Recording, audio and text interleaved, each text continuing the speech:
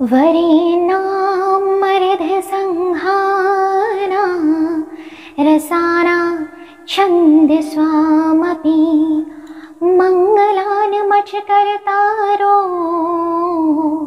वन्दे वाणिविनायको नमः ब्रह्मण्य देवाय गोब्रह्मण्य हिताय च जगद्धिताय कृष्णाय गोविन्दाय नमो नमः।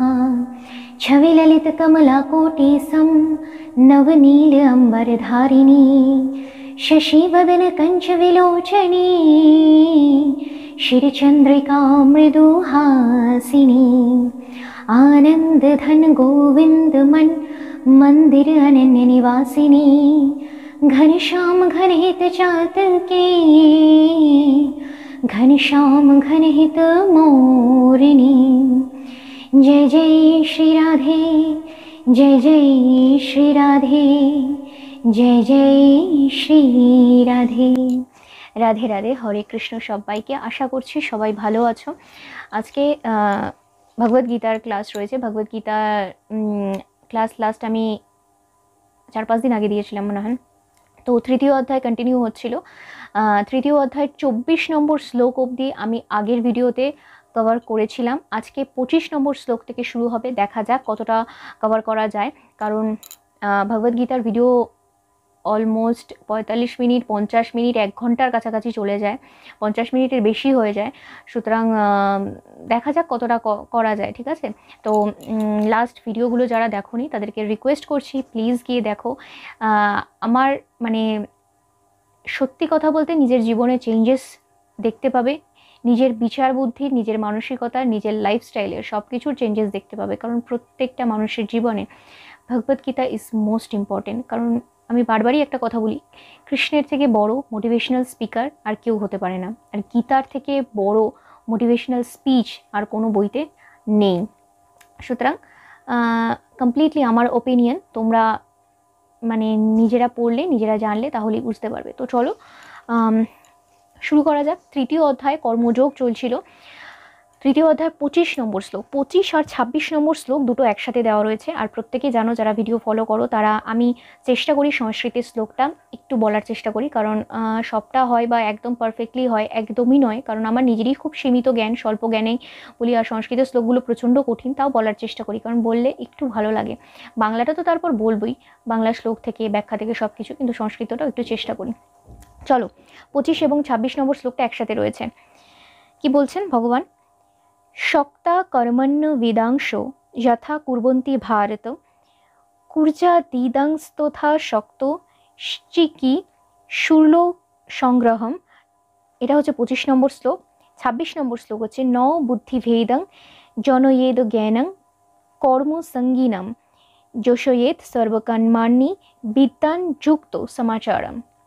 এটা হচ্ছে 26 নম্বর শ্লোক। বাংলায় কি হচ্ছে?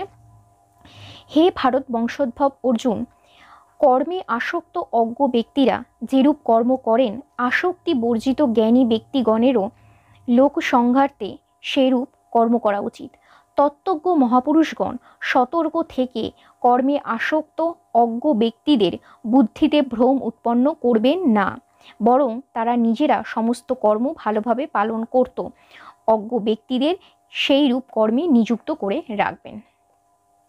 আমি স্পিরিচুয়ালিটির ভিডিওতে না একটা কথা বলি, যারা ধরো ভগবদ গীতাকে বুঝতে চায় না, গীতাকে বুঝতে চায় না বা কৃষ্ণকে বুঝতে চায় না, তাদেরকে বোঝাতে যাবে না, কারণ এটায় পাপ লাগে। ভগবান নিজেই বলছেন সবার কাছে কৃষ্ণ কথার অর্থ, কৃষ্ণ কি, গোবিন্দ কি, পরমাত্মা কি, এগুলো ক্লিয়ার নয়। সবার জন্য সব কিছু নয়। সবার আত্মার প্রারাধ যতক্ষণ না ক্লিয়ার হয় ততক্ষণ সে কৃষ্ণ ভক্ত বা কৃষ্ণ ডিভোটি বা গীতা বুঝতে পারে না, সেই লেভেলে উঠতে পারে না। সুতরাং তুমি যেটা জানছো, তুমি যেটা বুঝছো সেটা মানে অনেক, সেটা অনেক। যে বুঝতে চাইছে না, যে অজ্ঞানী, তাকে বোঝাতে যেও না, সে বুঝবে না, বরং তুমি সেখানে অপমানিত হবে। আর কৃষ্ণ নিন্দা শোনাও কিন্তু মহাপাপ। যেখানে মনে হচ্ছে যে তোমার বিপরীতে কথাবার্তা হচ্ছে, সেখান থেকে নিজেকে সরিয়ে আনাই বেটার। কারণ আমি নিজের এক্সপিরিয়েন্স দিয়ে বলছি, এর আগে অনেকবার অনেক মানুষের সাথে অনেক তর্ক বিতর্ক, কথা কাটাকাটি এসব হয়েছে এসব নিয়ে, কিন্তু আলটিমেটলি কিন্তু আমি তাকে বোঝাতে পারিনি। হাজার রকম বইয়ের রেফারেন্স দিয়ে, হাজার রকম যুক্তি তর্কতে সে বুঝতে পারছে যে সে হেরে যাচ্ছে, কিন্তু তারপরেও সে স্বীকার করার রাস্তায় যায়নি। এটা হচ্ছে মেইন কথা। তো এখানে ভগবান শাস্ত্রজ্ঞ এবং তত্ত্বজ্ঞ এই দুটোকে ভাগে ভাগ করেছে মানুষদের, এবং তার সাথে সাথে কাউকে বিদ্বান আর কাউকে মানে মূর্খ, অজ্ঞ সেটা বলছেন। এবার কথা হচ্ছে কাকে কোনটা বলছেন। দেখো প্রথমেই বলি শাস্ত্রজ্ঞ কাদের বলছে, যারা ধরো মানে কোন কাজ কখন করতে হবে, মানে খুব ধরো নিয়ম নিষ্ঠা বিধি পালন করে সমস্ত কাজ করছে, মানে প্রত্যেকটা কর্মের সাথে তার প্রচণ্ড নিষ্ঠা রয়েছে, প্রত্যেকটা কর্ম নিষ্ঠার সাথেই সে করে, প্রত্যেকটা কাজ সেটা যেই কাজই হোক না কেন প্রত্যেকটা কাজ সে নিষ্ঠার সাথে করে, মন দিয়ে করে, তার প্রত্যেকটা ইচ অ্যান্ড এভরিথিং কর্ম সে কর্তব্য সে পালন করছে, এবং তার সাথে সাথে সে এটাও মাথায় রাখছে কর্ম আমাকে খুব ভালো করে করতে হবে, কর্ম যদি আমি খুব ভালো করে না করতে পারি তাহলে তার ফলটাও খুব ভালো হবে না। ভগবান বলে গেছেন, মানে সে ভাবছে, সেই শাস্ত্রজ্ঞ ব্যক্তিগণ ভাবছেন বা ভগবান বলেছেন কর্ম ঠিক করে করলে তাহলেই ফলটা ভালো আসবে।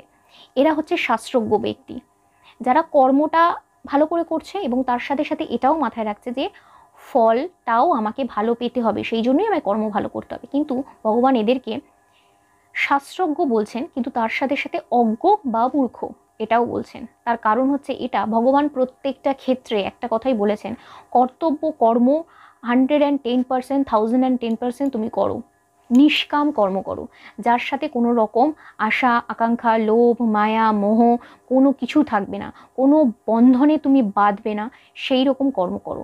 সেই রকম কর্ম করলেই তোমার রাস্তা বা তোমার মুক্তি একমাত্র পসিবল। তো এই সমস্ত ব্যক্তিগণ যারা জিনিসটা জানে যে আমি কর্ম ভালো করলে আমি ফল ভালো পাবো, জিনিসটা জানে যে ভগবান কি কি বলেছেন, কিভাবে কর্ম করতে বলেছেন, কিভাবে কর্ম করতে হবে, প্রত্যেকটা কর্তব্য তাকে পালন করতে হবে, বিধি নিষ্ঠা সমস্ত মেনে সে কর্ম করছে, কিন্তু সে ফলের সাথেও সম্পূর্ণ রকমভাবে জড়িয়ে রয়েছে। তারা শাস্ত্রজ্ঞ হতে পারে কিন্তু তারা অ্যাকচুয়ালি অজ্ঞ। এবার বিদ্বান বা তত্ত্বজ্ঞ কাদের বলছেন, যারা শাস্ত্রজ্ঞ এবং তার সাথে সাথে নিজেকে একটা মানে এই জগৎ সংসারের থেকেও নিজেকে সাধকের মতন পরিচালনা করছে, যেমন পদ্মপাতায় জল লাগে না সেই রকম এখানে রয়েছেন, সমস্ত কর্তব্য কর্ম পালন করছেন, যাদের মধ্যে রাগ হিংসা দেশ কোনো রকম বাসনা কামনা স্বার্থপরতা কোনো রকম মায়া মোহ এ সমস্ত কিছু নেই, তাদের মধ্যে এগুলো কিছু নেই। তারা কর্ম করছে, কর্ম করতে এসছে, প্রত্যেকটা কর্ম পালন করছে, এবং কোনো কর্ম করার শেষে এটা ভাবছে না এর ফল কি হবে, ভালো হবে না খারাপ হবে, ভালো হলেও তার কিছু যায় আসে না, খারাপ হলেও তার কিছু যায় আসে না, কারণ কর্তব্য করাটা তার হাতে রয়েছে, ফলের উপর তার কোনো অধিকার নেই, আর ফলের উপর তার কোনো মায়া মোহ ভালোবাসা কিছুই নেই। তারা হচ্ছে তত্ত্বজ্ঞ ব্যক্তি, তারা হচ্ছে প্রপার সাধক, তারা প্রপার সাধনাটাকে বুঝেছে, তাদেরকে বলা হচ্ছে জ্ঞানী, তাদেরকে বলা হচ্ছে তত্ত্বজ্ঞ, এবং তার পাশাপাশি অবশ্যই শাস্ত্রজ্ঞ। শাস্ত্রজ্ঞ না হলে তুমি তত্ত্বজ্ঞ হতে পারবে না, তুমি সাধক হতে পারবে না, তুমি জ্ঞানী হতে পারবে না। কিন্তু সব শাস্ত্রজ্ঞই যে তত্ত্বজ্ঞ সেটা কিন্তু নয়। কিছু কিছু শাস্ত্রজ্ঞ আছে যারা কর্মের সাথে ফলকেও জড়িয়ে রেখেছে, তাদেরকে ভগবান এখানে অজ্ঞ বা মূর্খ বলছেন। এই হচ্ছে দুটো ডিফারেন্স ভগবান এখানে বলেছেন। এই যে ভগবান বারবার বলছেন কামনা বাসনা মমতা তারপর আসক্তি এগুলো সমস্ত বর্জন করতে হবে। মেইন ব্যাপার হচ্ছে মানুষ যতক্ষণ না নিষ্কামভাবে কোনো কর্মের সাথে জড়িত হচ্ছে, নিষ্কামভাবে যে সেখানে কোনো রকম তার মায়ামোহ ভালোবাসা কোনো কিছু নেই, নিষ্কামভাবে সে যতক্ষণ না জড়িত হচ্ছে ততক্ষণ সে এই জগৎ সংসারে জন্ম মৃত্যুর চক্র থেকে বাইরে বার হবে না। তাকে বারবার জন্মাতে হবে, তাকে বারবার মরতে হবে। যতক্ষণ না সে নিষ্কাম কর্ম করছে, যতক্ষণ না এই সমস্ত কিছু থেকে সে নিজেকে সরিয়ে নিতে পারছে, ততক্ষণ তার এই চক্র থেকে সে বার হবে না। এই প্রকৃতির জিনিসপত্র থেকে সে নিজেকে অর্থাৎ স্বয়ং স্বকথার অর্থ আমি একদিনই বলেছিলাম আত্মা, এই আত্মাকে সব কিছুর থেকে ডিটাচ করছে, ততক্ষণ সে জন্ম মৃত্যুর চক্করে ভেসে থাকবে। এটাই হচ্ছে 25 এবং 26 নম্বর শ্লোকের ব্যাখ্যা। আশা করি বোঝাতে পারলাম তোমাদেরকে। আচ্ছা, এরপর হচ্ছে 27 নম্বর শ্লোক। কি বলছেন ভগবান? প্রকৃতে ক্রিয়মানানি গুণে কর্মাণি সর্বস্ব অহংকার বিমূঢ়াত্মা কর্তাহমিতি মন্যতে। বাংলা কি? সকল কর্ম সর্বতোভাবে প্রকৃতির গুণগুলির দ্বারা সম্পন্ন হয়, কিন্তু অহংকারে মহান্দ অজ্ঞ ব্যক্তি মনে করে আমি কর্তা।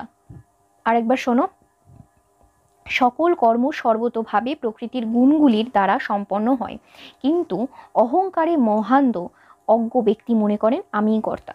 দেখো, এই যে আমাদের যে শরীর, ঠিক আছে, আমাদের যে শরীর সৃষ্টি হচ্ছে, শরীর ক্ষয় হচ্ছে, কোনো উদ্ভিদ বসালে উদ্ভিদটা বড় হচ্ছে, উদ্ভিদটা আবার বিনাশ হচ্ছে, কোনো পদার্থ সৃষ্টি হচ্ছে, সেই পদার্থটা আবার বিনাশ হচ্ছে, এই যে হাওয়া চলছে, বাতাস চলছে, আমরা যে সমস্ত কিছু আমরা প্রকৃতির মধ্যে যে কাজগুলো করে থাকছি না, মানে নদী প্রবাহিত হচ্ছে, সমুদ্রের কাজ করছে, সূর্য উঠছে, সূর্য ডুবছে, আমরাও দিনের পর দিন বড় হচ্ছি, বৃদ্ধ হচ্ছি, মারা যাচ্ছি, এই সমস্ত কিছু যে হচ্ছে, এগুলো সব কিছুই কিন্তু প্রকৃতির জন্য হচ্ছে।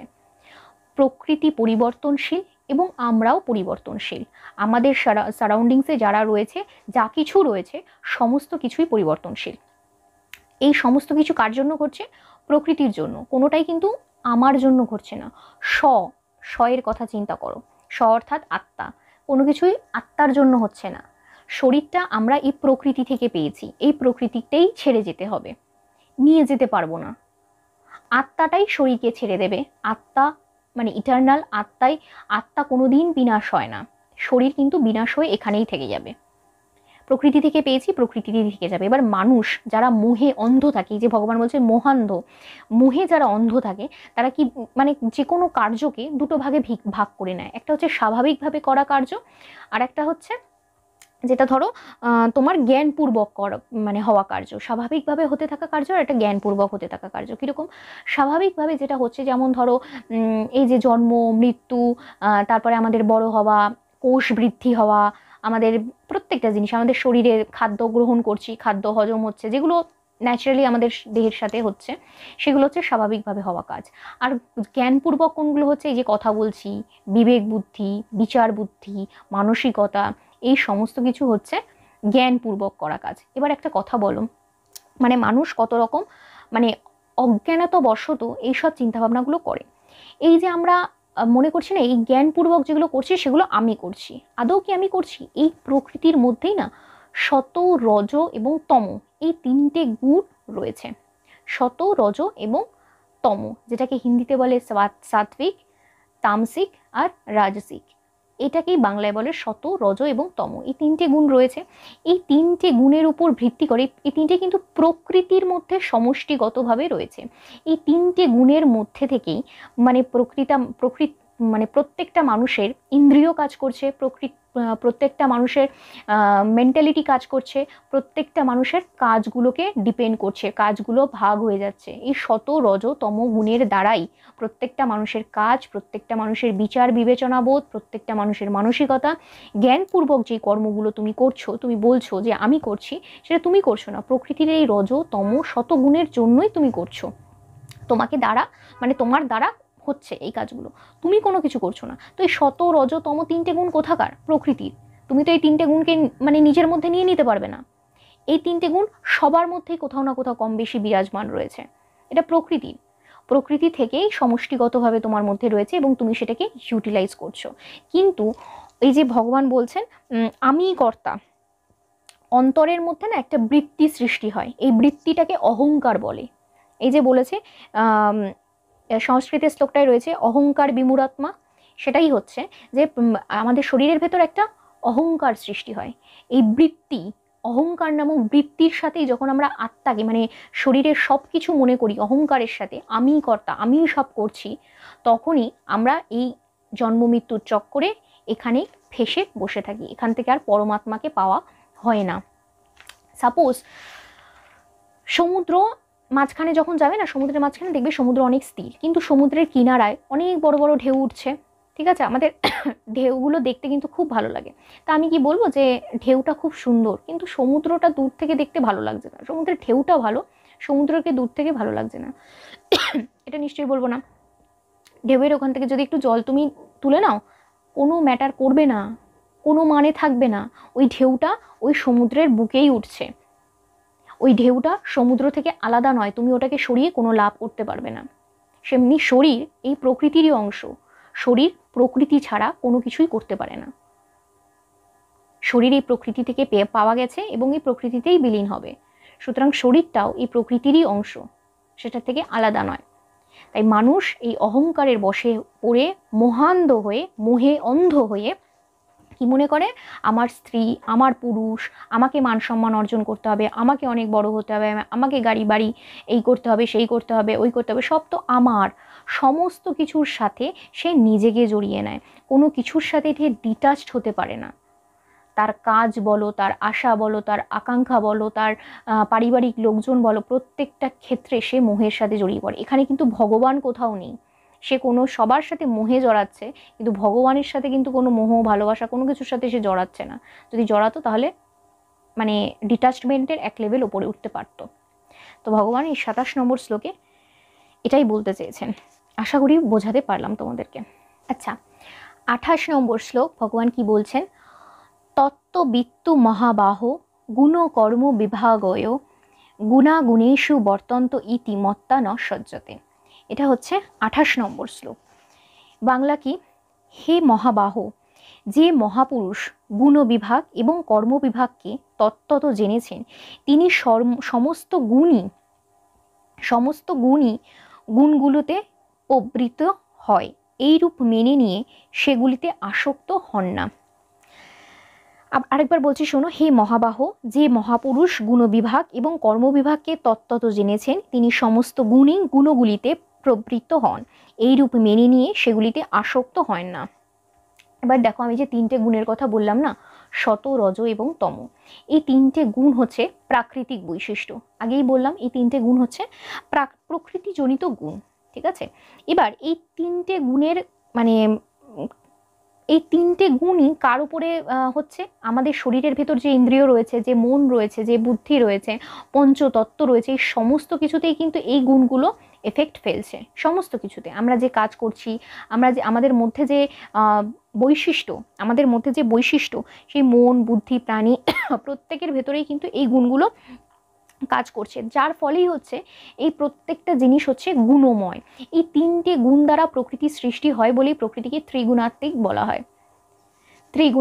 বলা হয়। এই প্রকৃতিকে এই 3টে গুণ দ্বারা সৃষ্টি হয় বলে। এবার এইগুলোকে, এই সমস্ত এই ব্যাপারটা যে বললাম, এই 3টে গুণ দিয়ে সমস্ত কিছু হয়, এটা এই জন্য একে বলা হয় গুণবিভাগ।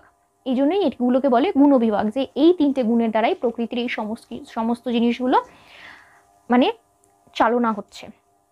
এবার কর্মবিভাগটা কি, যখন এই যে বললাম না চালনা হচ্ছে, এই গুণগুলোর দ্বারাই মন, বুদ্ধি, ইন্দ্রিয়, কাজ, কর্ম, সমস্ত কিছু ক্রিয়াগুলো ঘটছে, তখন সেটাকে বলা হয় কর্মবিভাগ। এই 3টে গুণ হচ্ছে গুণবিভাগ, এবং এই 3টে গুণের দ্বারাই মানুষ প্রাণী সমস্ত রকম কর্ম করছে, সেগুলোকে বলা হয় ক্রিয়া বিভাগ।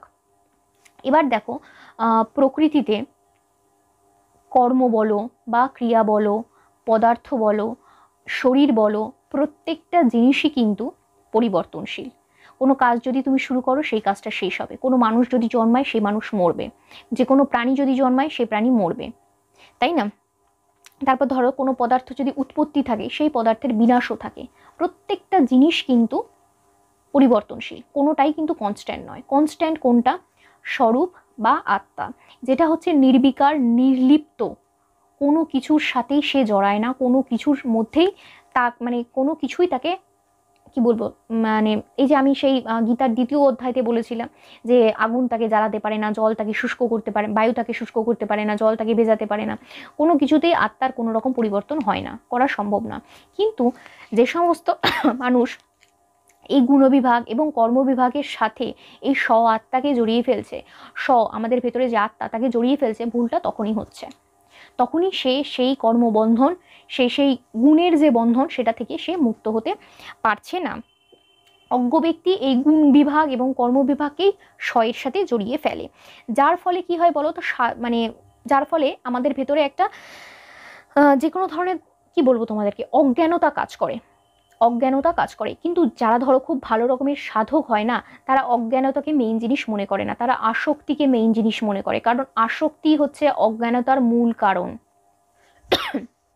আসক্তি থেকে অজ্ঞানতার সৃষ্টি হয়, এবং এই আসক্তি যখনই সৃষ্টি হয়, তখন আসক্তি একটা আমাদের বিবেকহীন যেটাকে বলে, সেইটার জন্ম দেয়। আর এই বিবেকহীন চিন্তাধারায় বিবেকহীন মনটাই আমাদের আসক্তিতে লিপ্ত হয়। আসক্তিতে লিপ্ত হওয়ার ফলেই অজ্ঞানতা বাড়ে, অজ্ঞানতা বাড়ার ফলেই আমাদের এই গুণবিভাগ, কর্মবিভাগ, এগুলোকে আমরা নিঃস্বয়ের সাথে, আমাদের আত্মার সাথে স্বয়ংয়ের সাথে জড়িয়ে ফেলি, যার ফলে আমাদের আর মুক্তি ঘটে না।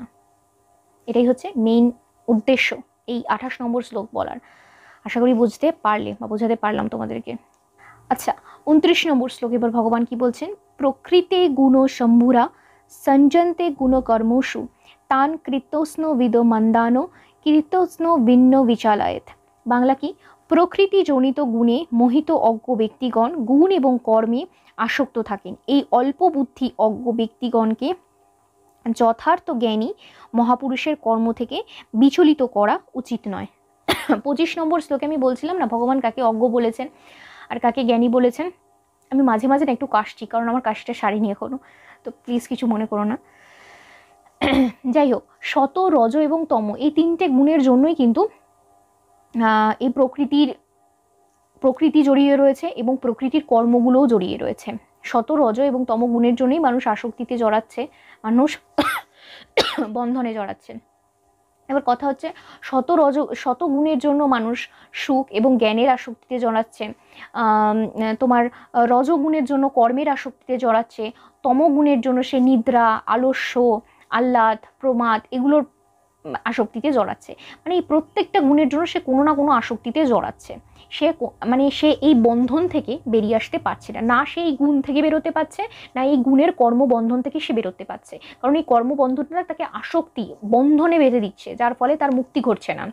এবার ভগবান বলছেন অজ্ঞ ব্যক্তিগণ। অজ্ঞ ব্যক্তি কি? এই যে যাদের কথা বলছে না, এই যে শত, রজতম যাদের মধ্যে রয়েছে, এরা প্রত্যেকেই কিন্তু কোথাও না কোথাও গিয়ে শাস্ত্রজ্ঞ। আমি শাস্ত্রজ্ঞ কাদের বললাম? যারা জানে কি কাজ করতে হবে এবং কি কাজের কি ফল হবে, ভগবান কোথায় কি বলে গেছেন, কি শাস্ত্র অনুযায়ী করা উচিত, কোন কাজ উচিত কোন কাজ উচিত নয়, প্রত্যেকটা জিনিসই তারা জানেন। তাই তারা শাস্ত্র মেনে প্রত্যেকটা কর্তব্য পালন করছে। কিসের জন্য? ভালো ফলের জন্য, ভালো ফলের আশায়, যাতে তারা একটা ভালো ফল পেতে পারে। তার মানে কি? সে কর্মবন্ধনে আবদ্ধ। সুতরাং তারা শাস্ত্রজ্ঞ, আর সাথে সাথে তারা অজ্ঞ। কারণ শাস্ত্র পড়েছে কিন্তু কর্মবন্ধন থেকে তারা মুক্ত হতে পারেনি, আসক্তি থেকে তারা মুক্ত হতে পারেনি, সেই বন্ধনে তারা আটকেই রয়েছে। অজ্ঞ ব্যক্তিগণ, ভগবান বলছেন অজ্ঞ ব্যক্তিগণ যত শুভ কর্ম করছে, যা যা শুভ কর্ম করছে, তার পেছনে কারণ হচ্ছে আমি ভালো নাম যশ করব, আমি ভালো টাকা করব, আমি গাড়ি কিনবো, আমি বাড়ি করব, আমি একে দেখাবো, আমার খ্যাতি দরকার, আমার প্রশংসা দরকার। প্রত্যেকটা ভালো ফলের জন্যই, ভালো ফলের আশাতেই সে শুভ কর্মগুলো করছে। যা যা শুভ কর্ম সে করছে তার পেছনে কোনো না কোনো ফলের আশা রয়েছে, ফলের বন্ধন রয়েছে। আদারওয়াইজ এই আকাঙ্ক্ষা, এই মমত্ব বোধ, এই কামনাই তাকে আবদ্ধ করছে, সে সেটা থেকে মুক্ত হতে পারছে না। কর্মের তত্ত্ব সে পূর্ণরূপে জানতেই পারেনি, সে অক্ষম কর্মতত্ত্ব কি সেটা জানতে। এটাই হচ্ছে 29 নম্বর শ্লোকের ব্যাখ্যা। আশা করছি বোঝাতে পারলাম তোমাদেরকে। আচ্ছা, 30 নম্বর শ্লোকে ভগবান কি বলছে? মই সর্বাণি কর্মাণি সন্ন্যাসাধ্যাত্ম চেতাসা নিরাশী নির্মম ভূত্বা যুধস্য বিগত জড়। বাংলা কি? তুমি বিবেক বুদ্ধি সহকারে সমস্ত কর্তব্য কর্ম আমাতে অর্পণ করে কামনা, মমতা এবং সন্তাপ পরিত্যাগ করে যুদ্ধরূপ কর্তব্য কর্ম করো। এবার দেখো, প্রত্যেকটা মানুষের এই যে ভগবান বলছেন না যে কর্মবন্ধনে আবদ্ধ হয়েও না, প্রত্যেকটা কাজ করো কিন্তু ফলের আশা করো না। তো সাধক বা প্রত্যেকটা মানুষের মনে একটা জিনিস মনে হবে যে তাহলে কিভাবে কর্ম করব, যদি আমাদের ফলের আশাই না করতে বলছে ভগবান। কর্ম করা ডেফিনেটলি উচিত, কর্ম না করে আমরা থাকতে পারবো না, আবার কর্ম করলে আমরা ফলের আশা থেকে আমাদের মুক্ত হতে হবে, আমরা ফলের চিন্তা করতে পারবো না। তাহলে কি রূপে কর্ম করা উচিত? তার উত্তর ভগবান এখানে দিয়ে দিয়েছেন। কি বলছেন? যে দেখো, সমস্ত সৃষ্টির শক্তি হচ্ছে আমি, এমন কোনো কিছু নেই যে আমার পাওয়ার আছে বলে। এই সমস্ত জিনিস আমার থেকেই সৃষ্টি, আবার আমাতেই বিলীন হবে। সুতরাং আমি যে শক্তি, এই শক্তির কাছেই তুমি সমস্ত কর্ম অর্পণ করে দাও, যেটাকে ভগবান ভক্তিযোগে ভালো করে বোঝাবেন, বা কিছুটা ভক্তিযোগ ভগবান যেটুকু বলেছেন ভক্তিযোগ সম্পর্কে। আমি যে লাস্ট কিছু ভিডিওতে আমি ভক্তিযোগ সম্পর্কে একটু বলেছিলাম যে ভগবান ভক্তিযোগকে কিন্তু সর্বোত্তম বলে মনে করেন, জ্ঞানযোগ, কর্মযোগ সব কিছুর থেকে। তো এটা খানিকটা ভক্তিযোগের লাইনে চলে যায় যে তুমি যে কর্ম করছো তার ফল ভালো হোক খারাপ হোক কিছু না হোক, তুমি তার আশা না করে যা কর্ম করছো সেটা যে সর্বশক্তিমান পরমেশ্বর, পরমাত্মা, আমার গোবিন্দ, আমার রাধা মাধব যে যেভাবে তাকে পুজো করো, যাই হোক, তার চরণে অর্পণ করো, তার উদ্দেশ্যে করো, বলো যে আমি তোমার উদ্দেশ্যে কাজ করেছি, এবার বাকিটা তোমার হাতে, তুমি দেখে নাও। তো অর্জুনকে ভগবান এটাই বলছেন, তুমি কোনো সমস্ত কর্মবন্ধন থেকে মুক্ত হয়ে যা কর্ম করছো সেটা আমার চরণে অর্পণ করো, বাকিটা সে বুঝে নেবে। এই 30 নম্বর শ্লোকের এই যে কামনা, মমতা, সন্তাপ পরিত্যাগ করে যুদ্ধরূপ কর্তব্য কর্ম করো। অর্জুনের কাছে তখন সব থেকে বড় কর্তব্য কি ছিল? যুদ্ধ করা। তো ভগবান সেই জন্যই বলছেন সব কিছু ত্যাগ করে দাও, ত্যাগ করে আমার চরণে এই মানে পরিত্যাগ করে তুমি কর্তব্য কর্ম পালন করো, আমার চরণে অর্পণ করো। এটাই হচ্ছে 30 নম্বর শ্লোকের ব্যাখ্যা। আশা করি বোঝাতে পারলাম তোমাদেরকে। আচ্ছা, 31 নম্বর শ্লোক। 31 নম্বর শ্লোকে ভগবান কি বলছেন?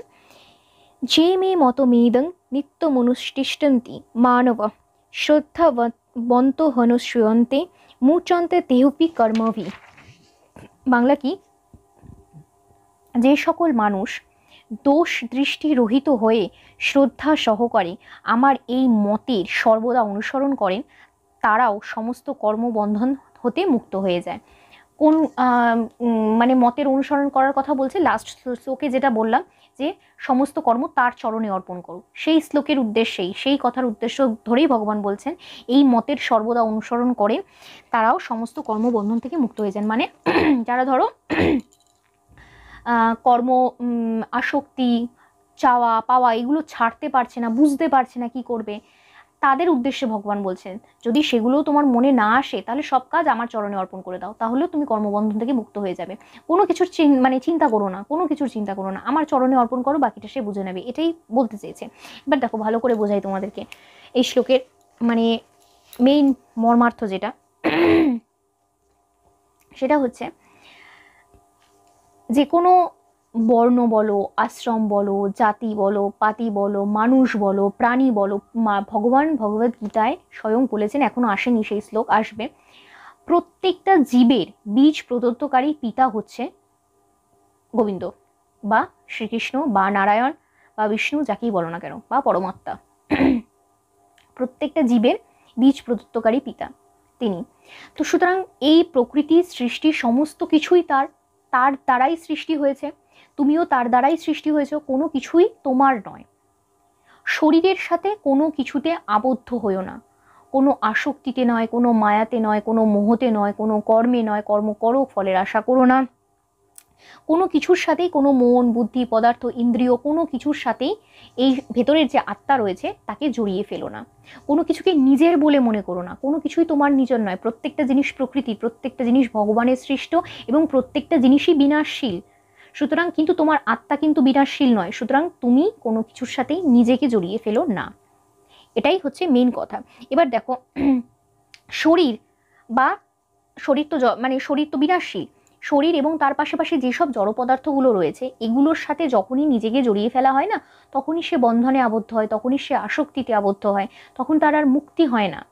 যারা ধরো সাধকগণ হয়, যারা সাধক, তারা সৎ শাস্ত্র, সৎ চর্চা, সৎ কথা, সৎসঙ্গ যেটাকে বলে, সেগুলো করে। কিসের জন্য করে? যাতে তাদের মানে তারা একটা জিনিস ক্লিয়ারভাবে বুঝতে পারে যে এই মনুষ্য দেহ বা মনুষ্য জন্ম প্রাপ্ত হয় পরমাত্মাকে প্রাপ্তি করার জন্য, কিন্তু আমরা সেই রাস্তাটা থেকে সরে যাই, সরে গিয়ে কি করি? এই চারপাশের সারাউন্ডিংসকে নিজের বলে মনে করি, পরমাত্মাকে দূরে ঠেলে দিই। কিন্তু সাধকগণ পরমাত্মা প্রাপ্তি তাদের মেইন উদ্দেশ্য হয়ে যায় এবং সেই রাস্তাতেই তারা হাঁটতে থাকে, সৎসঙ্গ করে, সৎ চর্চা, সৎ জ্ঞান, সৎ শাস্ত্র, সৎ কর্ম এবং কর্মের ফলের আশা না করা, সবার থেকে ডিটাচড থাকাই করে করে তারা পরমাত্মার কাছে পৌঁছে যায়। এবং ভগবান যে এই যে নিজের চরণে অর্পণ করার কথা বলছে, দেখো ভগবানের কোনো কিছুই পাওয়ার বা হারানোর নেই, সমস্ত কিছুই ভগবানের, সমস্ত কিছুই ভগবানের সৃষ্টি। তাই ভগবান মানে এই বস্তু মানে তিনি উদ্ধারের জন্য তিনি বলেছেন যে কোনো যারা বারবার কর্মে আবদ্ধ হয়ে যায় না, তাদের মনে কষ্ট থাকে, দুঃখ থাকে, তারা সুখী হতে পারে না। সুখ একমাত্র পরমাত্মাতেই বিরাজ, যাদের বলে না যাদের কাছে গোবিন্দ রয়েছে, মানে তার আর অন্য কিছুতে সুখী হবার প্রয়োজন নেই, সে গোবিন্দতেই সুখী। ভগবান সেই জন্য বলছেন যে এটাকে কোনো রকম বিচার বিবেচনা না করে সবকিছু কর্ম আমার চরণে অর্পণ করো, বাকি সব আমি বুঝে নেব, তুমি সমস্ত কর্মবন্ধন থেকে তাহলে মুক্ত হয়ে যাবে। এটাই হচ্ছে 31 নম্বর শ্লোকের ব্যাখ্যা। আশা করি বোঝাতে পারলাম তোমাদেরকে। 32 নম্বর শ্লোক ভগবান কি বলছেন? যে তে তো দভ্য সুয়ন্ত নানু তিষ্ঠন্তি মে মতম সর্বজ্ঞান বিমূঢ়াং স্তান বিদ্ধি নষ্টান চেতস্য। বাংলা কি, যারা দোষ দৃষ্টিবশত আমার এই মত পালন না করে সেই সর্বজ্ঞান বিমূঢ় বিবেকহীন ব্যক্তিদের বিনষ্ট বলেই যেন, অর্থাৎ তাদের পতন হয়। যারা ভগবান লাস্ট দুটো শ্লোকেই বলে দিয়েছেন কি মতের কথা উনি বলছেন। এবার দেখো, এখন প্রকৃতির প্রত্যেকটা মানুষই ভগবানের এই মত অর্ধেক মানুষ জানেই না, অনুসরণ করা তো অনেক দূরের কথা, এবং তারা এই মেটেরিয়ালিস্টিক ওয়ার্ল্ডের সমস্ত কিছুর সাথে তারা জড়িয়ে রয়েছেন। সমস্ত কিছু, কোনো জিনিসকে আমি খারাপ করছি না, খারাপ বলছি না বা ছোট বলছি না। প্রবলেম কোথায় দেখো, দেখো প্রত্যেকটা মানুষ এখন কি উন্নতির পথে ছুটছে।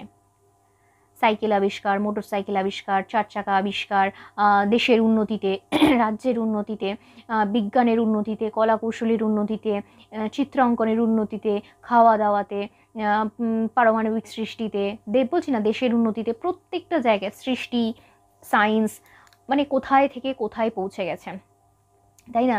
দেশ বিদেশের ভাষা উদ্ধারের জন্য বিভিন্ন রকম কলা, ডান্স বলো, গান বলো, সমস্ত কিছুর সাথে তারা নিজেদের একেবারে মানে কি বলবো, আষ্টে পৃষ্ঠে জড়িয়ে নিয়েছে।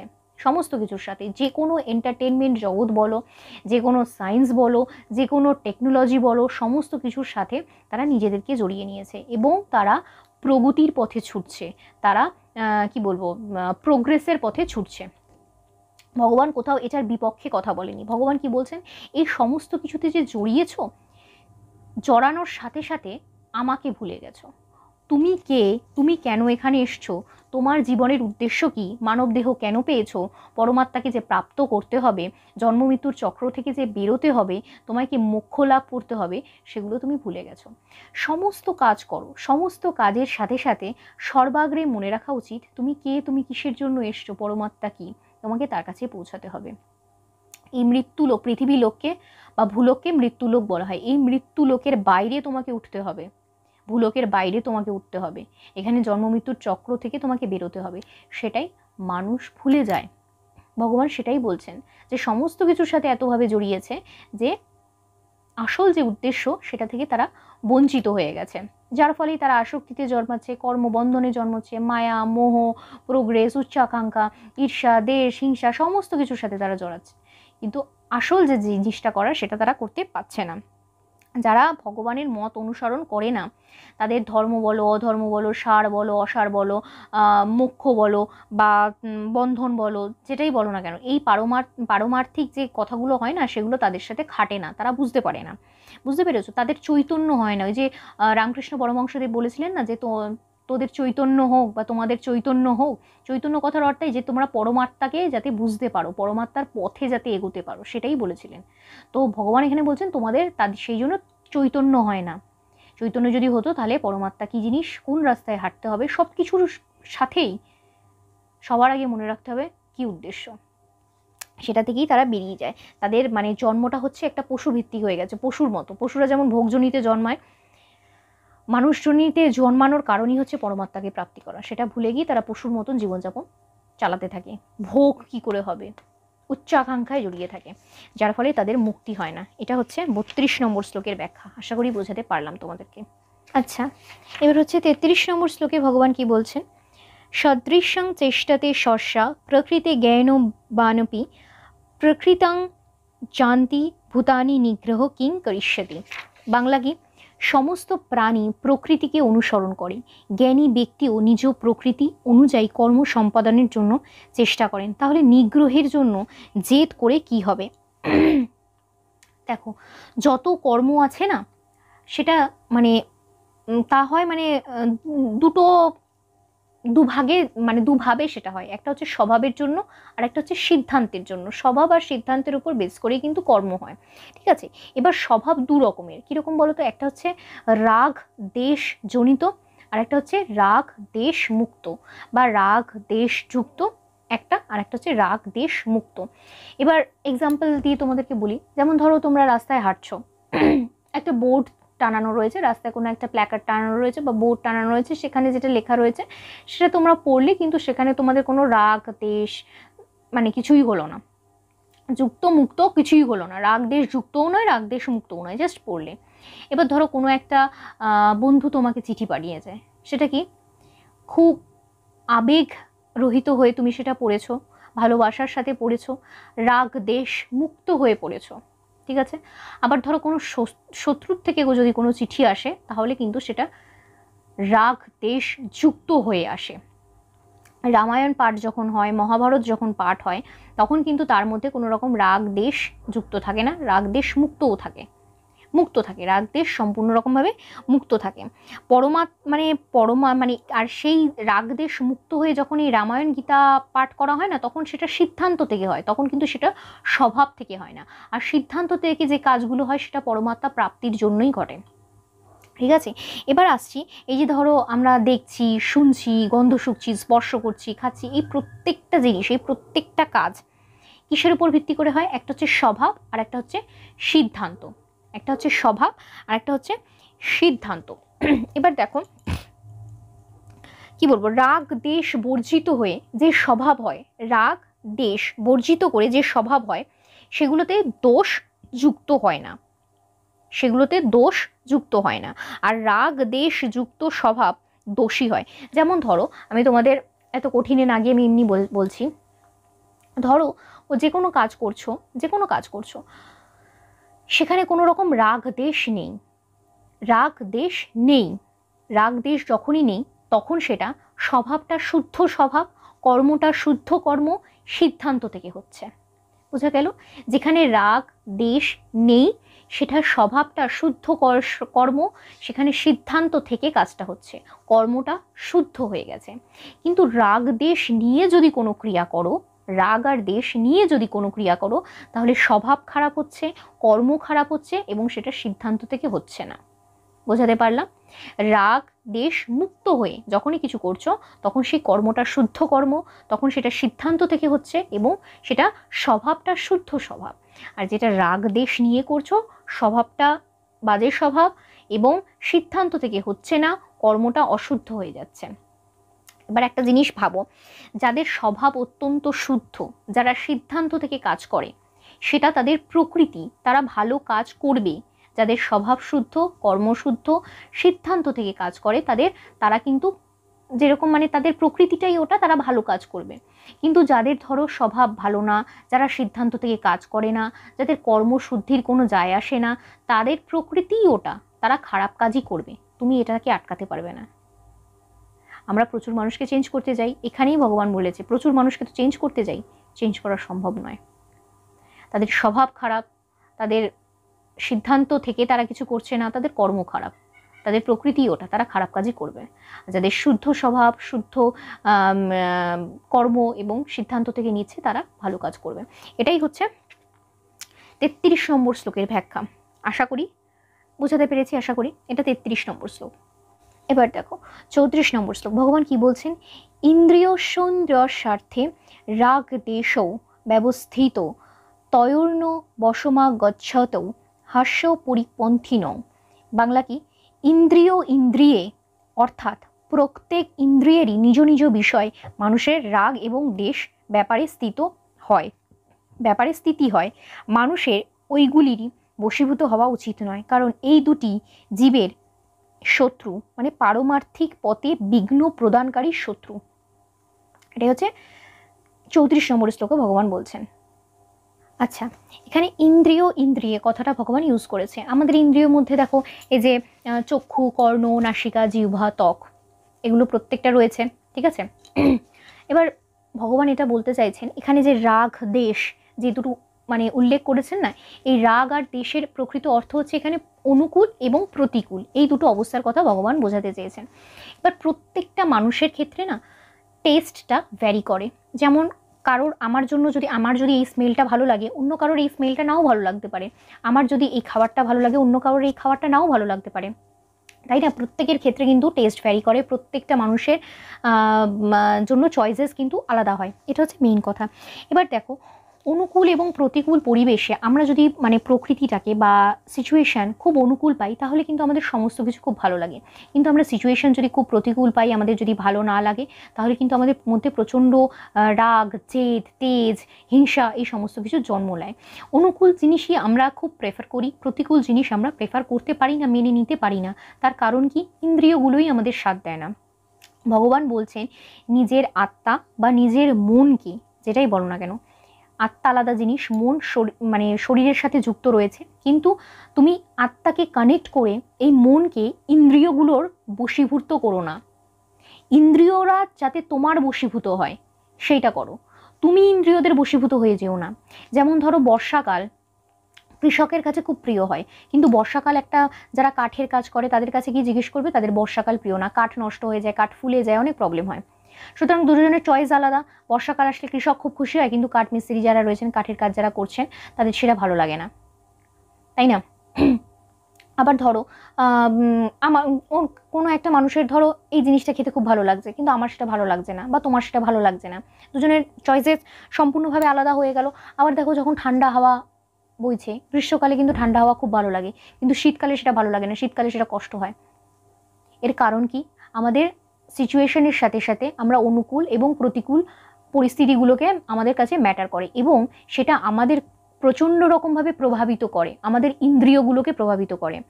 অনুকূল হলে আমরা সেটাকে খুব ভালো করে মানে অ্যাকসেপ্ট করি, আর প্রতিকূল হলে সেটাকে আমাদের আর পছন্দ হয় না। এর কারণটা কি? কারণ আমরা নিজেরা ইন্দ্রিয়ের বশীভূত হয়ে গিয়েছি। ইন্দ্রিয়ের বশীভূত ভগবান এখানে বারবার বর্ণন করছে।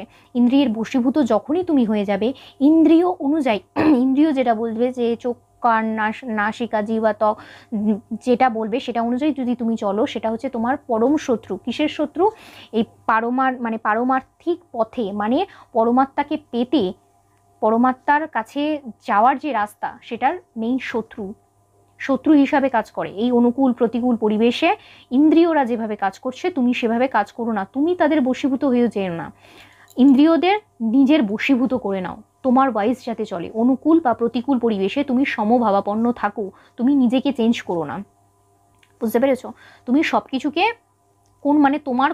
সব কিছুর সাথে, কোনো কিছুর সাথে অ্যাটাচমেন্ট নয়, ডিটাচমেন্ট। যা হচ্ছে হচ্ছে, তাতে আমার কোনো আনন্দও নেই, দুঃখও নেই, রাগও নেই, দেশও নেই, কিছুই নেই। এটা হচ্ছে ব্যাপার। এটা হচ্ছে 34 নম্বর শ্লোকের ব্যাখ্যা। আশা করি বোঝাতে পারলাম তোমাদের। আচ্ছা, 35 নম্বর শ্লোকে ভগবান কি বলছেন?